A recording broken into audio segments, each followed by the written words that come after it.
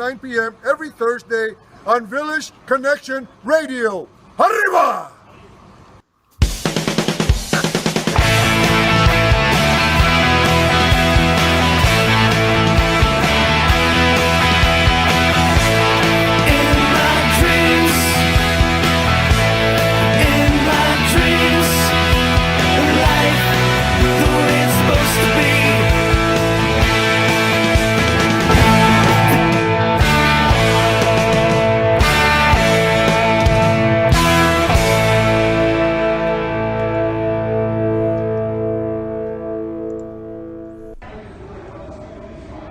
Magnificent Mike? Really? Wow, you're gonna have to work a lot harder than that to impress the goddess of WWE, Alexa Bliss. Sorry, Mike. All right, man. Welcome to a special episode of Monte The Pharaoh, Long Island's #1 pro wrestling broadcast. Taking it by storm only here at Rockstar Studios, a Village Connection Radio and Broadcasting. At the helm, as usual, Mr. Stephen Miller. What up? What's up? And to my right is the star of the show, Jimmy Pharaoh. Jimmy, how are you? Hello. What's going on? And again, we have a special guest today. We've got Hannibal. And for people who don't know who Hannibal is, Skyping in. Jimmy, you want to let our audience give them a rundown? Alrighty, let's break this down here. Born October 16th, 1982, Hannibal was in Ottawa, Ontario, Canada. Has gone by multiple ring names during his career. Besides Hannibal, Predator, Adam Lust, Kid Nichols. Built 6'4", 284 pounds, trained by no less than Bruce Hart and Jacques Rougeau. This is Hannibal. As an amateur wrestler, Nicholson is Devon Nicholson birth name, is a former national champion in freestyle wrestling and Canadian Olympic qualification trial silver medalist in Greco-Roman wrestling. He's won the Canadian Open, Ontario Championships in grappling submission wrestling. The amateur background's outstanding. National heavyweight champion 2001. As I said, Olympic trial silver medalist 2011. Wow. Canadian heavyweight grappling champion 2008. Ontario Secondary Schools Athletic Association Provincial Heavyweight Champion 2000 and 2001. Ontario Grappling Heavyweight and Absolute Champion 2010. Then we get to the professional side of things, folks. Great North Wrestling Canadian Heavyweight Champion 3 times. IWA Intercontinental Championship. And then we go over to the Colon family over in Puerto Rico. World Wrestling Council 2 times. World Tag Team Champion with Black Pain. And Canadian Revolution Wrestling Quebec Champion 1 time. Ladies and gentlemen, not only is he the host of his own super successful podcast, this is Hannibal. All right, man. All right. Well, that's quite the introduction. I'm exhausted already. Do you want to be called Hannibal or Devin for this interview? Hannibal, and of course, my YouTube channel now that has almost 60 million total video views is called The Hannibal TV. So nice. That's the most important part of my website is thehannibaltv.com with all the links to everything about me in it and Great North Wrestling and all the interviews I do. Now you are really you're really working that. How long did it take you to get this sustainable and build this type of audience? How long have you been going at this? I started it 5 years ago, so it's been about 5 years, but it's really grown in the last 3 years. So, yeah, it's been good, and I think as the future comes, I'm going to be more of an interviewer and reporter than an active competitor. Do you get more enjoyment out of being an interviewer and a reporter than being a actual athlete? Well, I actually have come to hate professional wrestling and what it's turned into. Okay. Me too. Yeah, that kind of happens when you start covering it, right? So yeah, I do enjoy doing interviews with wrestlers and MMA fighters better than actually wrestling. Because I do interview a lot of the older wrestlers that I grew up watching, so that's still fun for me. And for competition, I may have wrestled my last match last June against PCO, or actually it was last May, because I just haven't had any interest in wrestling, and I've been training in kickboxing. I had 2 matches last year. One, the match was stopped because I knocked the guy down 3 times in the first round, and the second was a first round knockout. And I got my first kickboxing match of this year is going to be February 2nd against a 6'6", 295-pound guy. So I'm looking forward to that one and training towards that one.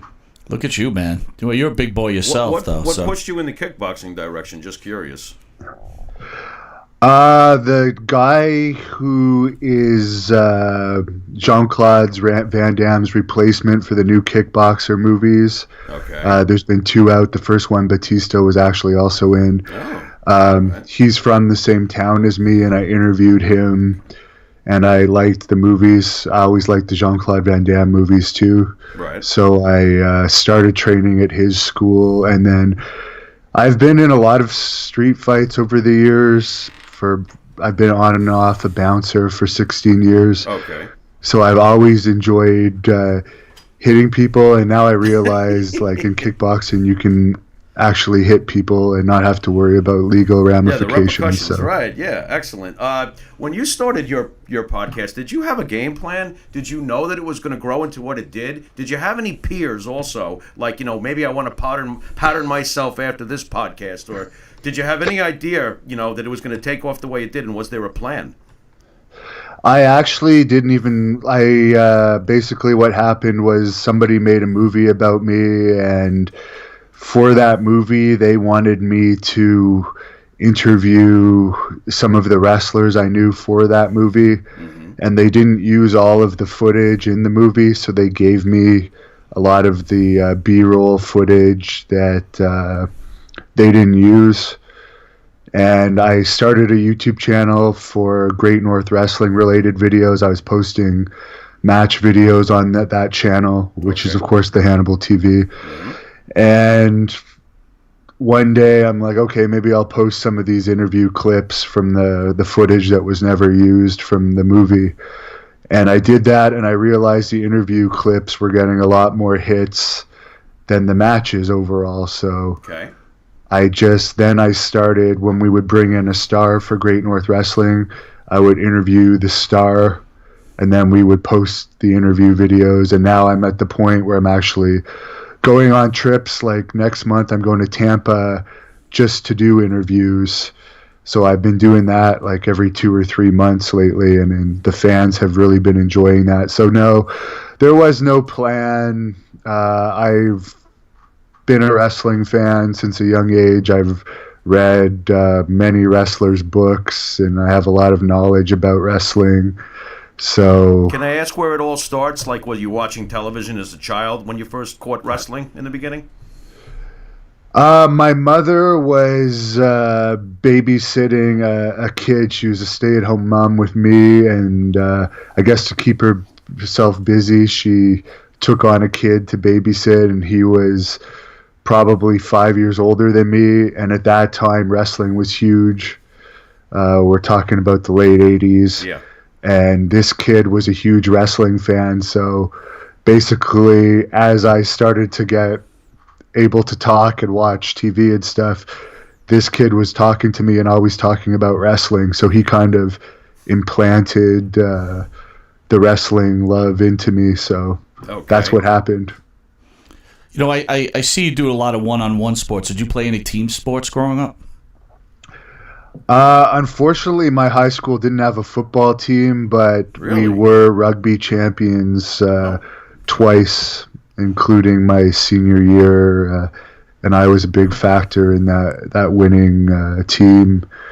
I also played baseball and basketball when I was younger, but once I started doing the physical sports where there's contact, I lost interest in the sports where there is no contact or hitting involved. Right. What did you find more difficult as far as training regimens go, for the individual competition or the team sports?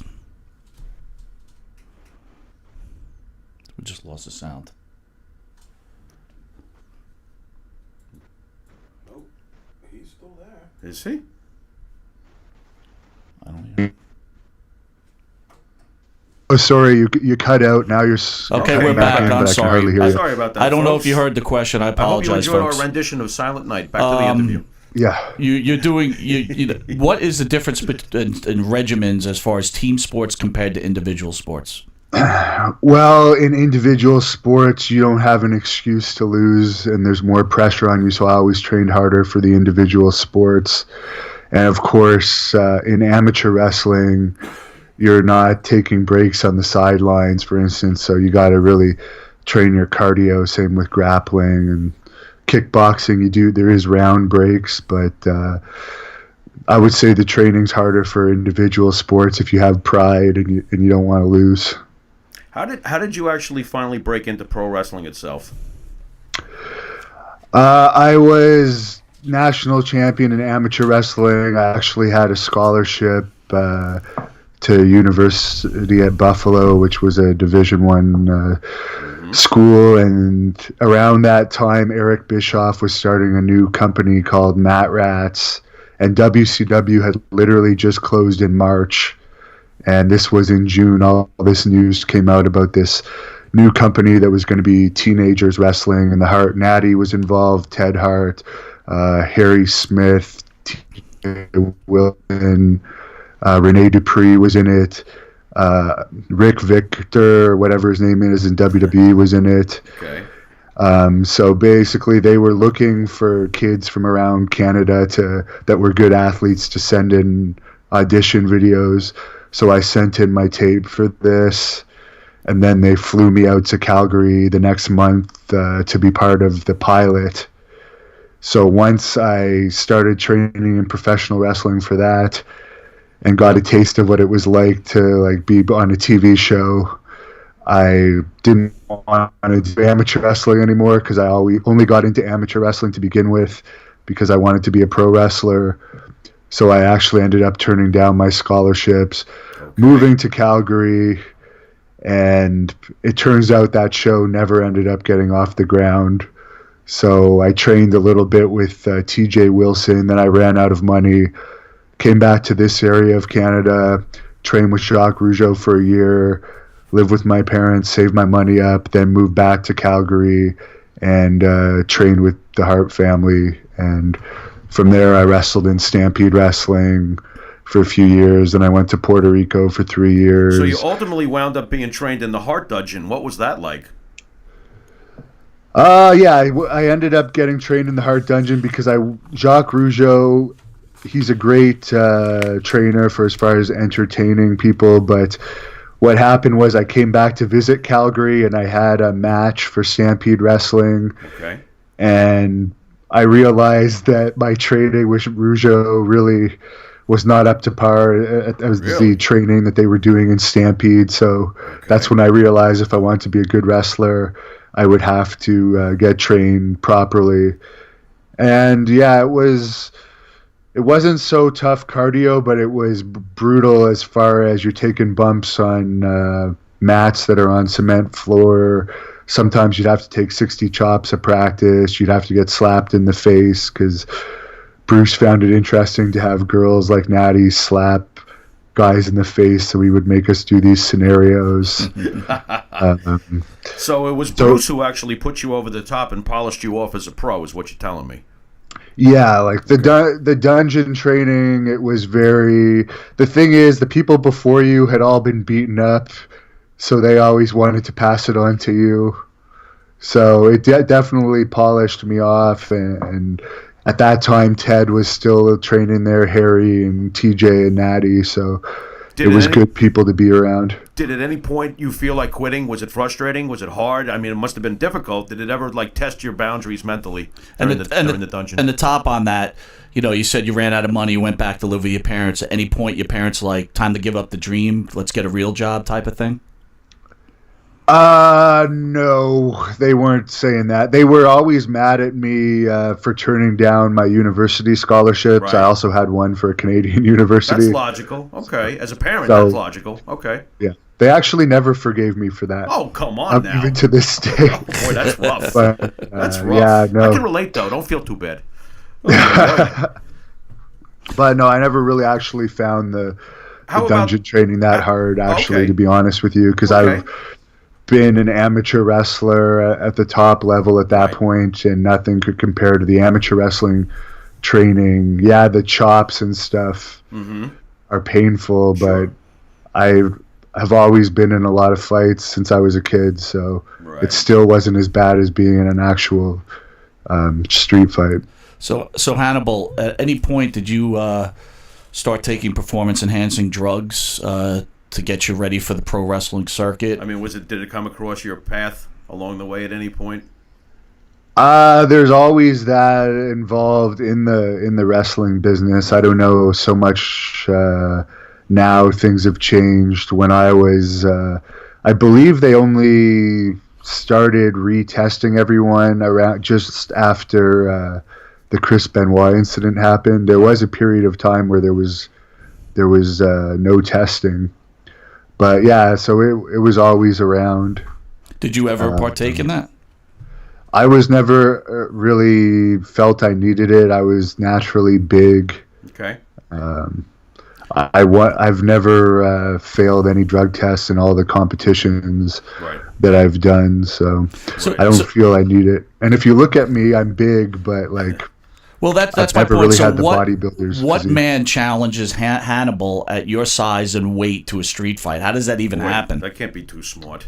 Oy. It happens all the time when you're Really? dealing with drunk people in bars, or Right. when there's large fights of different two groups of people on people, and you're going in there to try and break it up, and there's fists flying everywhere. Sometimes they don't realize that you're actually working for the bar, and they'll just take swings at you. But Right. I've been attacked at least 200 times in my life, in all the security jobs I've done. I thought Canada's supposed to be peaceful, man. That's all I ever hear. So much Canada is not. That's It's the not myth. peaceful. And you seem so even keel, so you're probably perfect to be a security guard. You seem very, very even keel emotionally. I don't know how anybody would start a fight with this guy. He sounds so doesn't mellow. make any sense. What the hell? And he's like as big as a mountain. Oh It's my not God. recommended. Well, it's actually good if you're even emotionally, because you actually don't want to fight with rage. Right. You don't Right. Yeah. fight as well. You want to remain calm, Yeah, and you gotta I drop think that's one thing that's going to help me in my kickboxing fights is I do have good composure. Well, that's a thing. Now that you're Right. doing kickboxing, you still do? I don't know if you're saying you're a bouncer still, but you've got to be No, careful I actually now, right? retired. Thank God, actually, the YouTube income has Yeah. finally allowed me to retire. Yeah, from you should be bouncing. retired from bouncing after the channel success. What the hell? Absolutely. I wanted to ask you, what made you go to Puerto Rico? What happened? When I was training in Calgary, I was sending tapes to all the company, and I sent one to Puerto Rico. Okay. And they called me back, and they liked me, and they're the ones that actually gave me the name Hannibal. So I first went over there in 2005, and I've been Hannibal ever since. So You what were made a me want to impression on the go? It Colon was family? popular at the time there, very popular. There was 8 hours of local wrestling on TV a week. The IWA, where I started, was getting huge crowds at the time for the big shows. They were getting like 6,000 or 7,000 fans, but they were putting on 4 events a week. Ricky Banderas was there. That was the main guy I feuded with. Yeah. But yeah, I guess it was Bushwhacker Luke that gave me my name and brought me over to Puerto Rico. I had other names. Bruce had given me one name that you guys mentioned earlier, Kid Nichols, which was some type of stupid rib because I was always big. I didn't look like a kid, and my last name is actually Nicholson. So Right. I didn't like being called Nichols, and like that was just one of the ribs. Like they would play a lot of ribs on you in Stampede Wrestling, and that was the thing. Let's get everyone to call him Nichols to piss him off because his last name is actually Nicholson. Okay. But yeah, so I was happy when they asked me in Puerto Rico if I'd mind being Hannibal, because Luke said my facial expressions reminded him of Anthony Hopkins in Silence of the Lambs. So I'm like, no, that's fine. I hate the name that I have now, so I'll be happy to adapt it. Is that one of the reasons why you put on the eye makeup too, to kind of enhance that, or? The eye stuff, that was Billy Graham's idea. I only did that. I took a 3-year hiatus from wrestling at one point to take care of a medical issue. Okay. And when I came back, by that time I was friends with superstar Billy Graham, and he said you should change your look a little bit. And he said you should do your eyes like Alice Cooper. So Nice. I love Cooper. So Hannibal, let me ask you a question. Since you bring up Billy Graham, Billy seems to turn left and right on the WWE often, and more recently in the last couple of years, he seems very angry and very disturbed about the WWE. What's your opinion on that? I know you're friends with him. Do you feel it's warranted? Do you feel it's not warranted? Do you not care? You want to stay neutral? What's the deal? Well, for him, there's so much they could do with him, and he has a lot of health issues. He literally lives with his wife in a hotel room, in like a one-room hotel room. He has no money. He just gets like disability checks. They signed him to a Legends contract 3 or 4 years ago, but they've never used him. So the whole thing with the Legends contract is you can't do other appearances without WWE's permission, but you don't actually make money unless they're sending you to autograph sessions. So right now I know he's mad, for instance, because the Royal Rumble, there's an NXT TakeOver show, then Raw and SmackDown in Phoenix in January, and he lives in Phoenix, and they haven't given him any promotional jobs to do, and he's stuck under this Legends contract. But do you think? So I know. Do you think about by him attacking? You know, he's a huge public figure, a great superstar, He an definitely, innovator. His voice still counts. His He manages voice to carry weight when he gives an opinion. Exactly. So they're hearing his opinion. So do you think that hurts? It can't help, right? Well, they should probably let him out of the contract. Okay. Because if you notice, when they first signed him back, he was very positive towards WWE, Yes. but then at the point when they never used him or got him any paydays, It didn't seem according to to what last he's long. told me, that's one of the reasons. Yeah. Obviously, he doesn't like the product, and I keep telling him, do what I do, don't watch it. Okay. But he loves wrestling so much that Yeah. he obviously can't help but watch it, and then it just makes him mad. But it's just sad that he has so much knowledge, and he is such a phenomenal figure and icon in wrestling, and he's not being used for anything. His mind is going to waste, and he could pass away literally at any time. But he is a fighter, and he's fought through many health issues, and he's still going, even though he badly needs a hip operation. He can't walk without a cane, and he's got heart issues. Yeah. So going on. he's still fighting, but the mood swings, that has a lot to do with all the medical problems he has, and of course he's poor, so it's just a frustrating situation for him. You know, Hannibal, that's a great way to explain it for anyone that's out there. When someone's in that kind of massive pain and is out of money, I guess the anger is going to seep out of you. You know what? That's a great way to make that situation clearer for folks like myself. So thank you for that.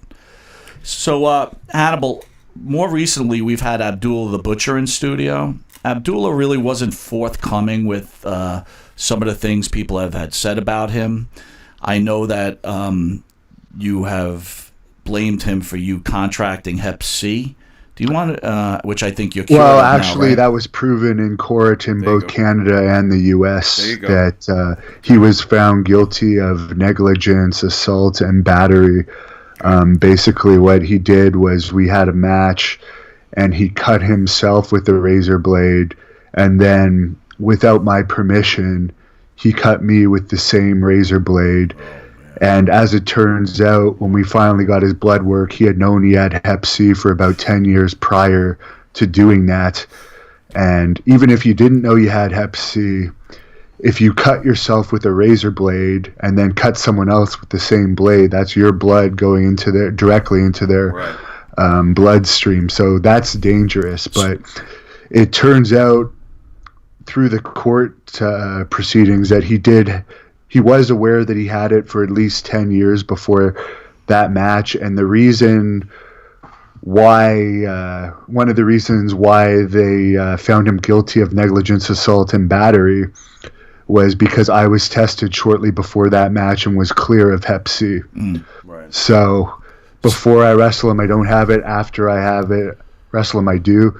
And again, negligence, assault, and battery is what he was found guilty of. Negligence, that is negligence. Cutting somebody with a used razor blade. So assault, he did not have my permission to do that. Let me ask you about that. So you're in a ring. He cuts you without permission. You're a sizable guy. What stops you from not beating his ass in the ring and getting angry about that? Did you say something to him immediately, like, what the F are you doing? And then again, the next question is, when you go to court, I mean, did he serve any jail time? Did he get a slap on the wrist? Unfortunately, the reason why we couldn't do criminal charges against him was because it had been more than 2 years had passed since the actual assault. I did not find out that I had Hep C until 2009 when I was signed by WWE, and I failed the WWE medical due to having Hep C.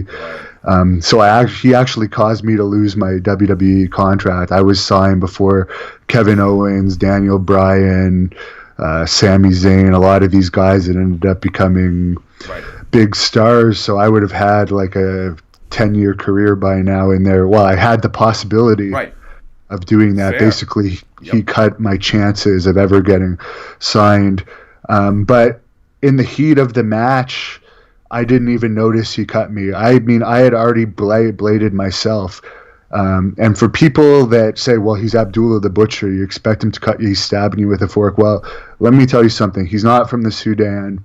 He was a janitor from Windsor, Ontario, Canada, before he was a wrestler. He's not actually stabbing people with forks. Wrestling is not real. He's just pretending to stab you with a fork. And you don't go into a wrestling match. It's not an accepted risk for the $50 you're going to make that someone's going to have a deadly disease and is going to cut you with a blade with blood on it and pass you that disease. That's not part of it. How does the court not at least realize that whether or not you were going to have a definitive great career with WWE is not the issue? The fact is that that whole situation screwed you out of potential cash from Vince. How does the court not give you anything? There's got to be something. He lost. He owes me. We had an actuary calculate how long an average wrestler lasts in WWE, what the average amount of money they make is, and that's what the decision was based on. I also had some damages. For instance, the first treatment to get me cured of Hep C didn't work, so I had to take an experimental treatment the second time, which cost me $80,000, and I had to take 6 months off of work while I was on that treatment, so it cost me a lot just to get cured from this disease. I also was doing one job working with violent handicapped people, which I got laid off from when they found out I had Hep C, so it even affected me in my regular income. But the thing is, I would have had to press criminal charges within 2 years of getting cut, but I didn't know I had Hep C till 2009, and it was at that point I had double blood matches with was Abdullah the Butcher. So we were reviewing the tapes of my matches with Abdullah, and it was actually one of my camera guys that saw the footage of Abdullah cutting me with the blade. The same blade. And then, so that's exactly, that was what the whole case was based on, him cutting me with the used razor blade. It wasn't just us bleeding in a match, because when two people are bleeding from small razor cuts in a match, blood is flowing outwards. It may or may not get into the actual cuts, but sharing a razor blade, that's a proven way of catching Hep C. So that's what that whole case was based on. That's why I can't say. I know Jacques Rougeau has Hep C. He's going through the treatment now. He's wrestled Abdullah in the past. Billy Graham had Hep C. He got cured. He wrestled Abdullah in the past. Here's a 3-part question then. Did you get any money from Abdullah? If not, did you get an apology from Abdullah? And probably the most important question of that, obviously after your match with Abdullah, you don't know you have contracted Hep C. Did you go into any other matches where you drew blood with a different wrestler, and were you concerned for that wrestler, and did you inform them once you knew? There was one wrestler who I had a single blood match with in 2008 named Jeremy Prophet, and I did inform him, and he got himself tested, and he was clear. So that was one thing that I was concerned about, because that was one of the first things that popped into my mind, was Jeremy, who I was friends with. For Abdullah, here was the issue. We got the judgment in Canada, and it took 2 years to get the judgment endorsed in the U.S. In that 2 years, he was able to transfer properties. He was able to sell his main restaurant, which he also owned the property of, sell the property. So in order to get the money now, I would basically have to sue the people that bought the properties off of him, because you're not allowed to actually liquidate your assets after you have a judgment. But that's a whole other lawsuit. And I've already spent literally tens of $1,000s on the first lawsuit. So I don't want to be involved in lawsuits anymore. So he does owe me a couple $1 million. We'll see when he passes away. His estate will be held, because I do have a lien against him. Right. So we'll see what happens with that. Right. If he ever that's the other thing. Like he sold his business. He does have one restaurant left. It's not under his name, and it's under an incorporation. So we can't garnish the income he's getting from that secondary restaurant. Okay. So it's just been unfortunate that this slime ball. No, he hasn't apologized, even though we have his records. He never even publicly admitted that he has Hep C, and he's taken no apology, and he certainly hasn't paid anything of the judgment. Boy, you've handled this well. I would be in a rage. That's well, all I got to say. I don't know how you handled this so well. I will never attend a convention that he is at. Yeah. Myself personally, I might send other crews, because I don't want to be in front of him. The thing is, like, he cost me so much money. Yep. I'm over the whole WWE contract loss, but I was actually suicidal for a couple of years there.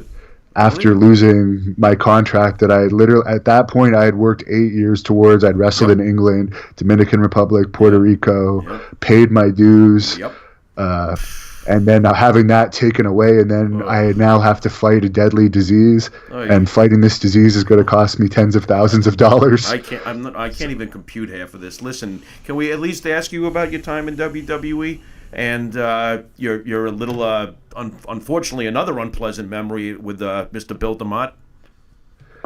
Something came out about that, which actually isn't true. Like, I was never actually a contracted WWE wrestler. Okay. When I was offered the contract, finally, that's when I failed the medical, because we found out at that point that I had hepatitis C, so they rescinded the offer. Okay. I was used as an extra by them 14 times. Okay. I had a match on SmackDown against Hyde and Wright, and a match on Heat against Eugene. Yes. And I was a non-contracted wrestler in their Deep South development territory for a few months in 2006, but there was no incident between me and Bill DeMott. Oh, okay. The reason I left Deep South Wrestling was because most of the people there at that time, with a few exceptions, were lazy, and it was a bad environment. And the breaking point was they did one day where the wrestlers wanted to get out of training. Keep in mind, I was paying to train there as a non-contracted wrestler. So I was paying a good amount of money to live in Atlanta, and I couldn't work in the U.S. I didn't have a visa, and I was there to train to get better.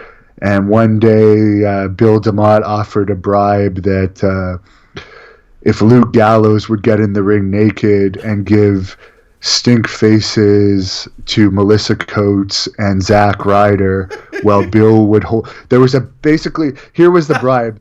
I think there was 24 jelly donuts or something. So Bill had the box of donuts. he would hold it on the face of Ryder. Okay.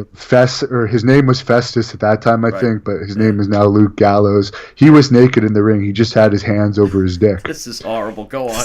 And he would run into the one corner, rub his ass in Zack Ryder's face until the donut was completely squashed.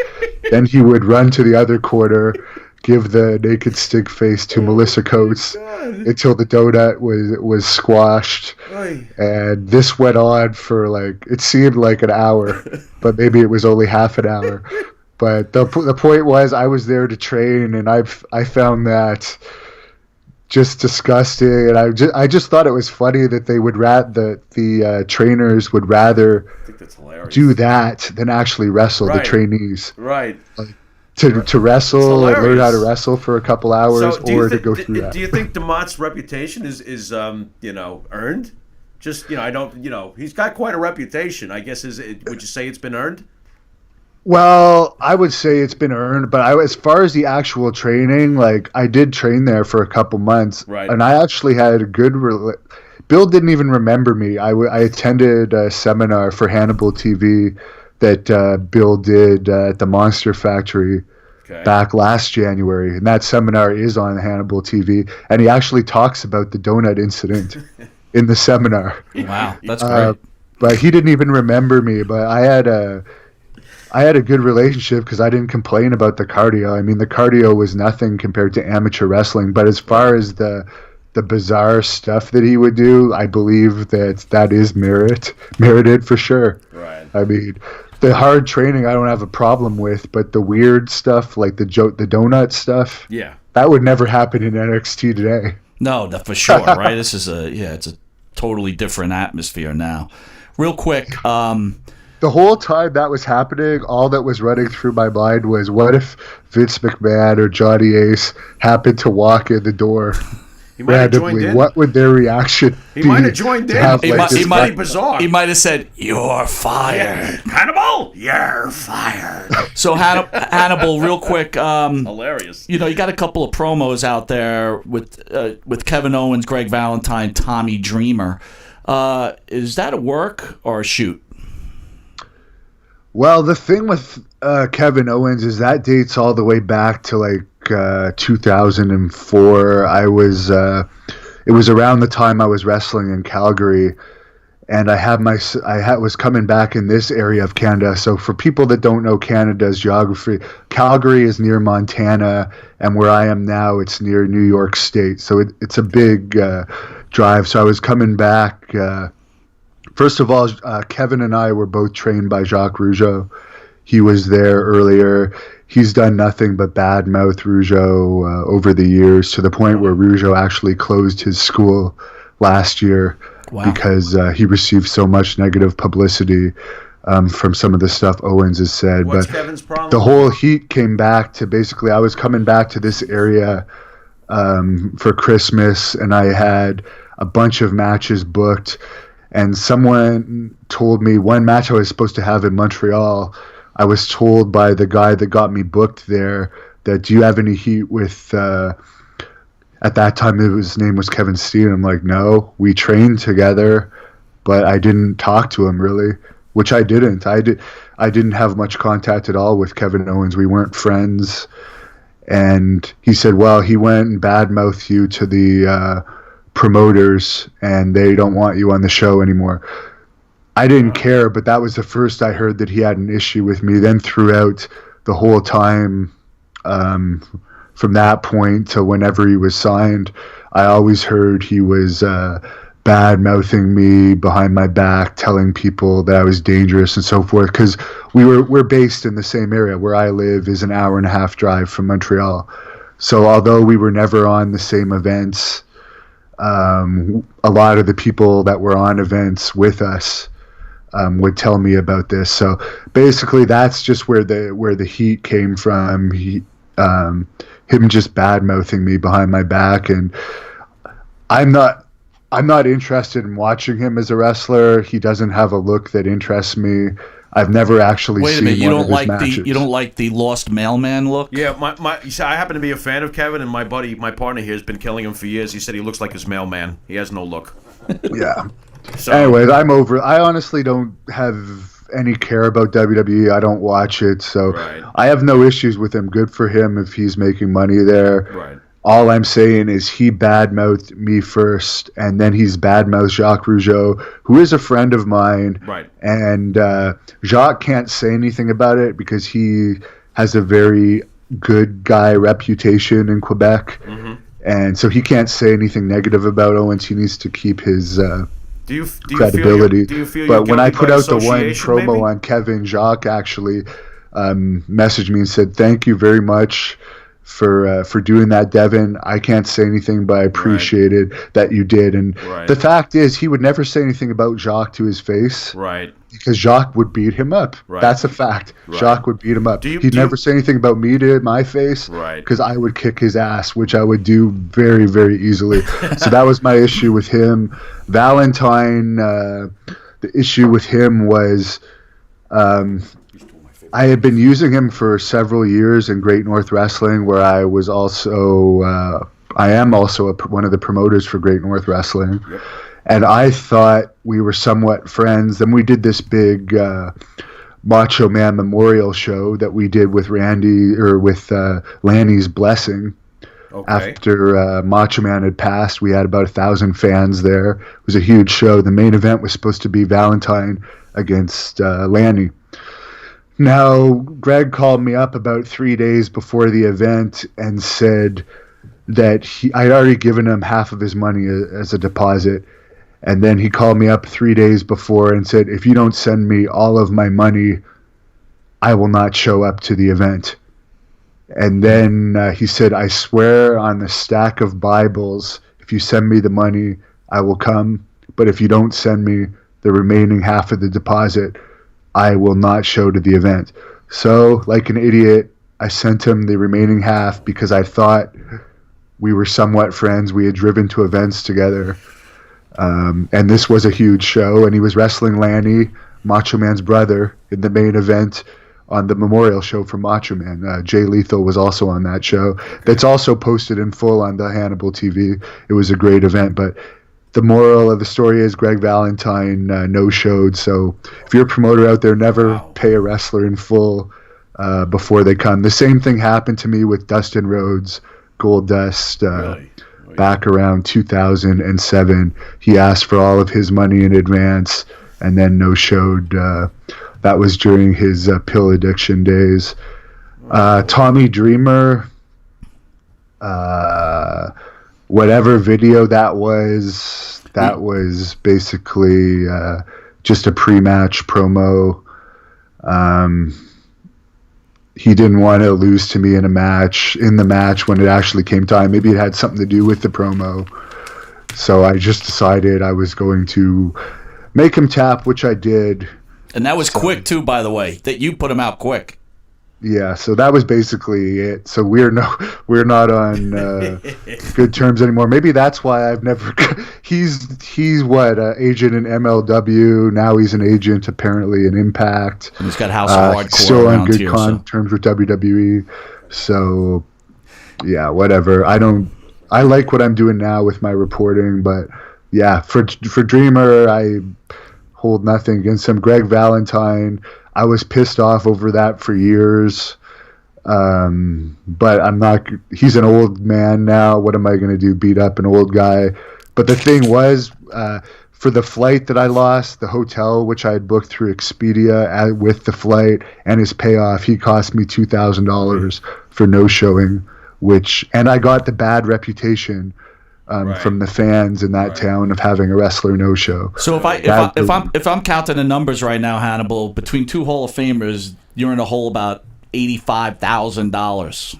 Well, if you include Abdullah. Yeah, well, that's the two Hall. Oh, That's a hell Abdullah, of a- if you include my lost contract money, it's a lot. But yeah. for Abdullah, actually, just the medication was $80,000. Then you got to take the 6 months I had to take off work.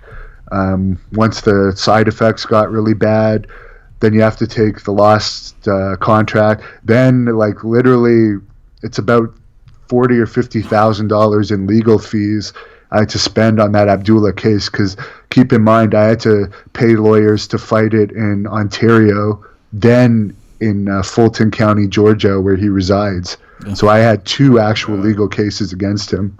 So it's cost me a lot of money. Well, let's get to some positive stuff. You've become one of the top, I'm going to call it podcasters. We lost your sound. Can you hear me? Yeah, I can hear you. Okay, sorry about that. Excellent. So you got a huge following with your podcasting.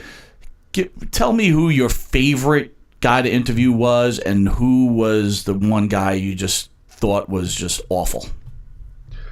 The one guy that I thought was awful was Carlito. I had Really? 3 pages of questions, which he got through in less than 15 minutes. Oh, that's rough. His answers were all, Yes. I don't remember, Oh. yes, no. I think when I asked him about his feud with Ric Flair, his answer was something like, that was fun. It's like, That was you had a fun? feud with Ric Flair, and that's all you have Wow, to say. that's a bone-chilling description. Wow. Yeah, and for my favorite,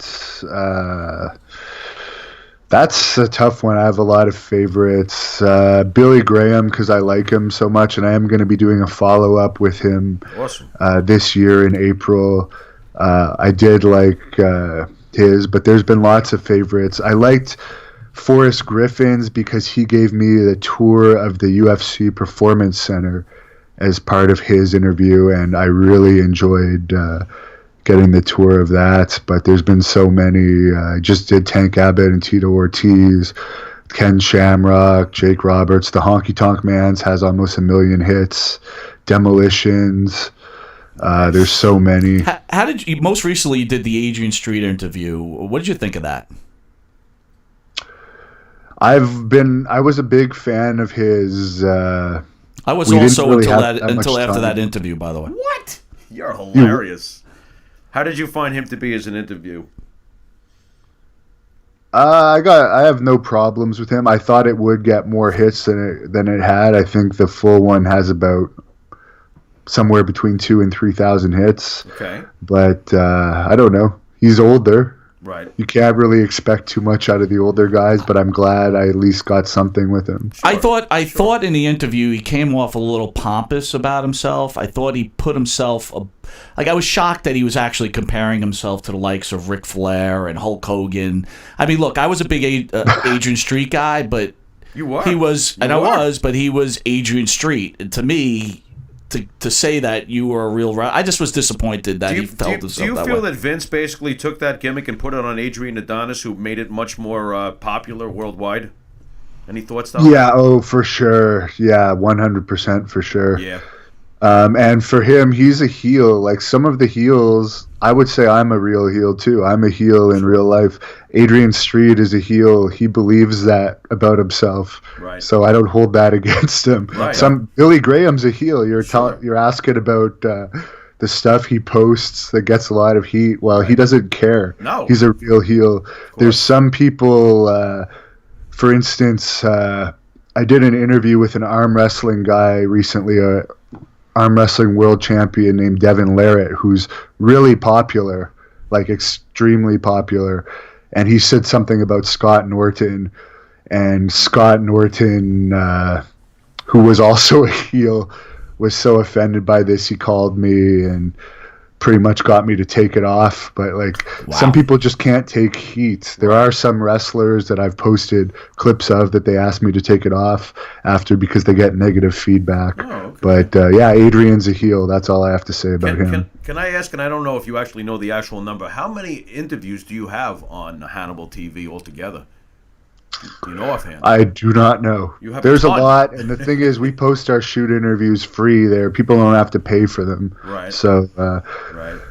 that's why they're getting more and more popular. Every day we're getting more, like we're breaking records for views. We had one day around Christmas that had 175,000 views in a day on my channel. Nice. Which is, we don't know the ratings for Impact anymore because they're Right. on a channel that's not even covered by ratings. Right. But like my channel got way more hits in a day than Impact had that week, actually more Yeah. than double. Yeah, I think you're mopping the floor Well, with Impact, if you want to know the truth. You do a great job. Before we send this off, what does the future hold for Hannibal? I think I'm just going to become more and more of an interviewer in the combat sports genre. I think my wrestling career, I would say it's over because I recently did a training camp with New Japan Pro Wrestling. That was kind of my last shot at wrestling. I made a rule to myself that was the only company I really wanted to wrestle for. I'll give it my best, and if they don't take me, I'm going to give up on wrestling and focus on interviewing. Okay. And I felt that I did very well in that camp for my size. I kept up with all the cardio. When they had us do grappling, even though I got busted open, headbutted in the eye, required 16 stitches, I still won all my grappling matches easily without being in any danger. And I came back and did all the drills the next day, even though I had stitches, which some of the other people... It's funny, there was a few stitch incidences from the grappling day, and some of the other people didn't compete the last day. So I don't think I could have done much better, and nothing seems to have come out of that. So I think I'm just going to focus on interviews and probably have 3 professional kickboxing fights over the next few years. But I realize I'm 36 now. I'm not going to have a long fighting career. I'm better off focusing on interviews, which I'm most popular and most known for. Terrific. All right, man. We want to thank you for joining us. If you're ever in town, by all means, give us a shout out. Absolutely. Come into Rockstar Studios. I thank you for taking your time out of your busy schedule to be on Monte the Pharaoh. If you want to give some last advice to some young wrestlers out there, what they should do to actually become a real wrestler, or some up and aspiring podcasters, go ahead. Yeah, what do you got? Well, I don't really have any podcasting advice, because maybe when I get to 1 million subscribers and 200 million views, I'll give advice on that. I'll remind people to subscribe to the Hannibal TV on YouTube. As I said, we got Marty Jannetty I'm interviewing this weekend in Tampa. I already have Colonel Parker confirmed, Sergeant Craig Pittman, Brian Blair, Brian Knobs, Danny Spivey, and I'm working on a few others. Then I'm going to be in New Jersey, WrestleMania weekend. David Penzer is going to be doing interviews at the conventions for us, and I'm going to have some long shoot interviews already confirmed for that, is Butch Reed. We're covering Cauliflower Alley Club again this year. They gave us permission to cover it last year. So that's going to be big, and I'm going to go to Arizona around that same time, do the follow-up with Billy Graham, interview Don Fry too, UFC legend. Wrestling advice, what can I say? I don't know if I'm qualified to give wrestling advice, because the only time I was actually a full-time pro wrestler was the 3 years I was wrestling in Puerto Rico. But the one piece of advice maybe I'll give is, what I see backstage at events is there's a lot of crappy wrestlers that have never made it but have just been around for a long time giving young wrestlers advice. So I would say to a young wrestler, you can take advice from everybody, but like, if the guy's never been anywhere and never really done anything, just take his advice with a grain of salt. Consider the source. Yeah, consider the source, because I've seen it lots of times, and sometimes I've even told the guys after, hey, this guy sucks. Don't listen to him. Don't listen to this idiot. He's a janitor from Ontario.